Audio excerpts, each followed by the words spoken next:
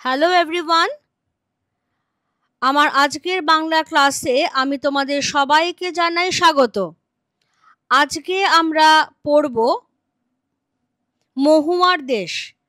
খেয়াল করো, এখানে আমি দিয়েই দিয়েছি পর্ব 2, কারণ এর আগের ক্লাসে অর্থাৎ পর্ব 1-এ আমরা কবিতাটার পংক্তি ধরে ধরে বিশ্লেষণ এবং ব্যাখ্যা করেছিলাম।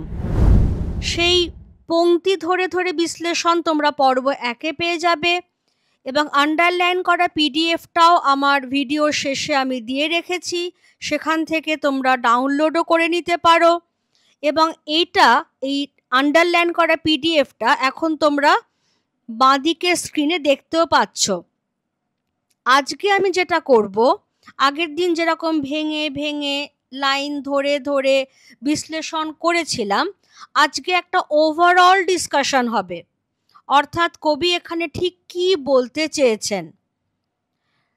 নাগরিক কবি সমর সেন দীর্ঘ নগর জীবন যাপনে ক্লান্ত, শারীরিক এবং মানসিকভাবে বিধ্বস্ত। তবু তারই মাঝে এক এক সময় শহরের বুকেই প্রাকৃতিক সৌন্দর্যের অদ্ভুত মোহময় বিস্তার তার চোখে পড়ে। ধরো তুমি একটা কোনো নদীর সামনে দাঁড়িয়ে রয়েছ, সন্ধ্যা হচ্ছে, সন্ধ্যের অন্ধকার যখন নামছে সেই নদীর জলের ওপর নদীর জলটা কালো হয়ে যাচ্ছে। অস্তগামী সূর্যের শেষ সোনালি কিরণ যখন সেই নদীর কালো জলের ওপরে পড়ছে, তখন ঠিক মনে হচ্ছে যেন একটা গলানো সোনার মতো উজ্জ্বল আলোর স্তম্ভ কেউ এঁকে দিচ্ছে। কবি এখানে কল্পনা করছেন তার চোখেও শহরের আকাশ এই রকমই অদ্ভুত মোহময় সৌন্দর্য নিয়ে ধরা দিয়েছে একদিন। কবি সেখানে দেখছেন যে সন্ধ্যের অন্ধকার রূপী জলস্রোতে অস্তগামী সূর্যের শেষ সোনালি কিরণ এসে পড়েছে এবং সেই অন্ধকার আকাশের ওপর যেন ঠিক গলানো সোনা দিয়ে তৈরি একটা উজ্জ্বল আলোর স্তম্ভ আঁকা হয়ে গেছে। কিন্তু কবির আফসোস একটাই, শহরের বুকে এই যে প্রাকৃতিক সৌন্দর্য ফুটে ওঠে তার স্থায়িত্ব ক্ষণিকের, খুব অল্প সময়ের জন্যই তা স্থায়ী হয়, তারপরেই সেটা হারিয়ে যায় এবং তার জায়গায় ঘুরে ফিরে ঘরে আসে নাগরিক শিল্প সভ্যতার দূষণ, ধোঁয়ায় পরিপূর্ণ পরিবেশ, যেটাকেই কবি বলছেন ধোঁয়ার বঙ্কিম নিঃশ্বাস। এই যে নাগরিক শিল্প সভ্যতার দূষণের কারণে তৈরি হওয়া যে ধোঁয়ায় পরিপূর্ণ পরিবেশ, এটার বারবার ফিরে আসা কবির কাছে একেবারেই কাম্য নয়। তাই এই ফিরে আসাটা কবির মনে হয় শীতের দুঃস্বপ্নের মতো। অর্থাৎ যদি কারোর কাছে ভয়ানক শীতে উপযুক্ত শীত পোশাক না থাকে, ঘর গরম করবার জন্য যথাযথ উপকরণ না থাকে, তাহলে শীতটা তার কাছে যেরকম বিলাসিতা হবে না, ঠিক সেরকমভাবে কবির কাছেও এই শিল্প সভ্যতার দূষণময় পরিবেশ শীতের দুঃস্বপ্ন হয়ে ধরা দিচ্ছে, যাতে উষ্ণতার আরামটা নেই। আর এই ভয়ানক দুঃসহ পরিবেশ থেকে পরিত্রাণ পেতেই কবি চলে যেতে চাইছেন তার স্বপ্ন কল্পনার মেঘ মদির মহুয়ার দেশে। অর্থাৎ এমন সেই মহুয়ার দেশ যেটা মেঘাচ্ছন্ন, যেটা মেঘেদের ছায়ায় রোমান্টিকতার আবেশে পূর্ণ। বাঁকুড়া, বীরভূম, পুরুলিয়ার সেই লাল মাটির দেশ যেখানে, সেখানে কবি যেতে চাইছেন। সেখানে কি আছে, কবি কি কল্পনা করছেন? সেখানে বিস্তীর্ণ পথের দুধারে বিরাট বিরাট দেবদারু গাছ এবং সেই দেবদারু গাছেদের দীর্ঘ দীর্ঘ ছায়া যেন এক রহস্যময়তার বাতাবরণ তৈরি করে। সেখানে খুব কম সভ্য লোকেদেরই বাস। সেখানকার মানুষ বেশিরভাগই আদিবাসী গোষ্ঠীর মানুষ। তারা প্রকৃতির কোলেই তাদের জন্ম, তাদের বেড়ে ওঠা, সমস্ত কিছু। তারা তথাকথিত অসভ্য মানুষ।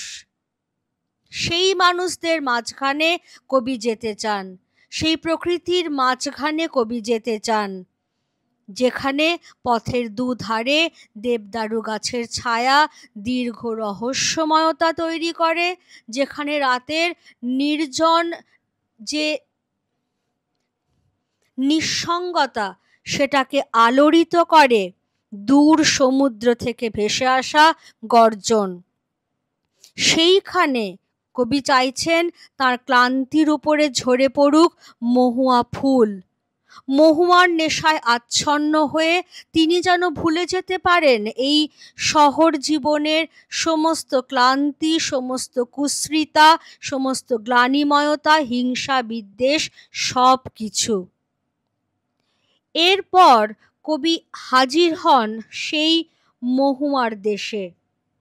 সেখানকার প্রকৃতি অপরূপ, সেখানকার শ্যামলিমা মনোরম।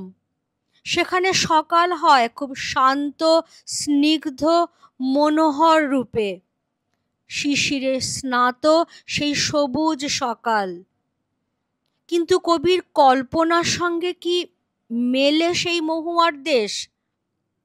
মহুয়া বনের যে নিবিড় অন্ধকার, নিশ্ছিদ্র যে অন্ধকার, তা শহুরে কবির কাছে অসহ্য। আর সেই নিবিড় অন্ধকার বনের ধারেই তিনি মাঝে মাঝেই শুনতে পান কয়লার খনির আওয়াজ। কোথা থেকে এলো এই কয়লা খনি? নাগরিক পুঁজিবাদী সভ্যতার লোলুপ দৃষ্টি পড়েছে এই মহুয়ার দেশেও। মহুয়ার দেশও আজকে শহুরে যান্ত্রিকতার অভিশাপ থেকে মুক্ত নয়। সেখানে সঞ্চিত যে কয়লা, তার দিকে দৃষ্টি পড়েছে এই শহুরে মানুষগুলোর, ধনতান্ত্রিক পুঁজিবাদী সভ্যতার মানুষগুলোর। সেই কয়লা খনি থেকে কয়লা উত্তোলনের যে শব্দ, ডিনামাইটের বিস্ফোরণের যে শব্দ, তা গভীর বিশাল শব্দ হয়ে কবির কানে বাজে। যে সকাল এত মনোরম, এত স্নিগ্ধ, এত শান্ত, সেই সকালেই কবি দেখতে পান আদিবাসী গোষ্ঠীর মানুষগুলো, যারা আজকে কয়লা খনির মজুরে পরিণত হয়েছে, তারা ধুঁকতে ধুঁকতে তাদের ঘরে ফিরছে। তাদের ক্লান্ত অবসন্ন দেহ ধুলো মাটি মাখা। সারা রাত কাজের ফলে তাদের চোখ ঘুমহীন, এবং সেই ঘুমহীন চোখেই কিসের যেন ক্লান্ত দুঃস্বপ্ন হানা দিচ্ছে। কিসের দুঃস্বপ্ন?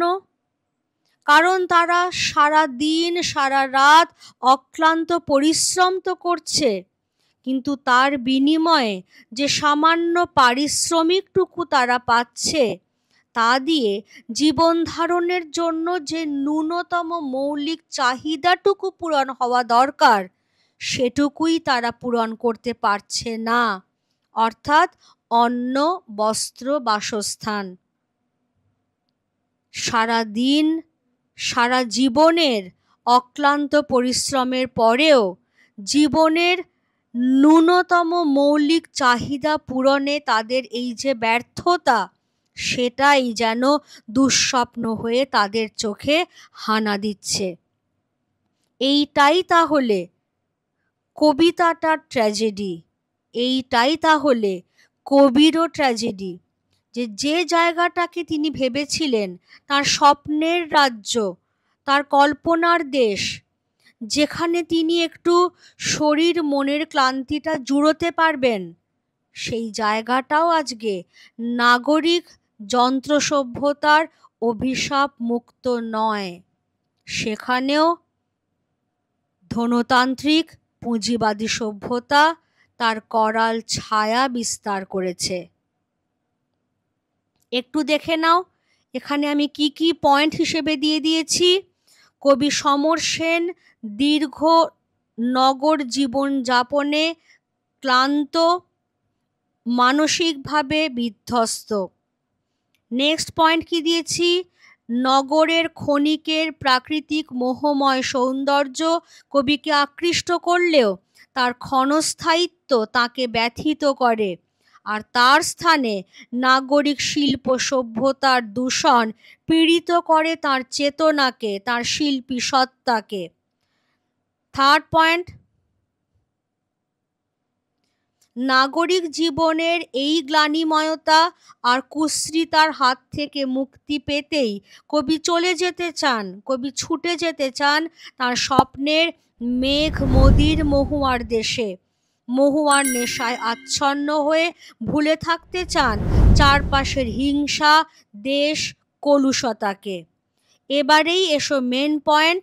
কিন্তু যে মহুয়ার দেশ কবির স্বপ্ন কল্পনার রাজ্য, সেই দেশটিও আজ নগর সভ্যতার অভিশাপ থেকে মুক্ত নয়। পুঁজিবাদী ধনতান্ত্রিক সভ্যতা তার লোভের থাবা বাড়িয়েছে সেখানে। সেখানকার আদিবাসী গোষ্ঠীভুক্ত তথাকথিত, যাদেরকে আমরা অসভ্য বলে থাকি, সেই মানুষ আজ পরিণত হয়েছে কয়লা খনির মজুরে।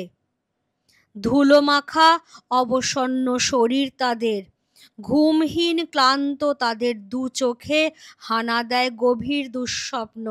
এই দুঃস্বপ্নটা আমি বুঝিয়ে দিলাম যে দিন রাত খেটেও জীবনের ন্যূনতম মৌলিক চাহিদা পূরণ করতে না পারা, এটাই তাদের দুঃস্বপ্নের কারণ। ক্লিয়ার সবার কাছে? আজকের ক্লাস তাহলে আমি এখানেই শেষ করলাম। খুব ভালো করে ক্লাসটা দেখে রেখো যাতে তোমাদের বুঝতে কোনো কিছু অসুবিধে না হয়, এবং যদি কোনো জায়গায় বুঝতে অসুবিধে থাকে, ধরতে অসুবিধে থাকে, অবশ্যই কমেন্ট করে আমাকে জানিও। চ্যানেলটা সাবস্ক্রাইব করে রেখো, বেল আইকনটা প্রেস করে রেখো। কেমন? আজকে তাহলে আমি এখানেই রাখছি। এরপরে খুব শিগগিরই পরবর্তী ক্লাসে তোমাদের সঙ্গে আমার দেখা হবে। Thank you everybody.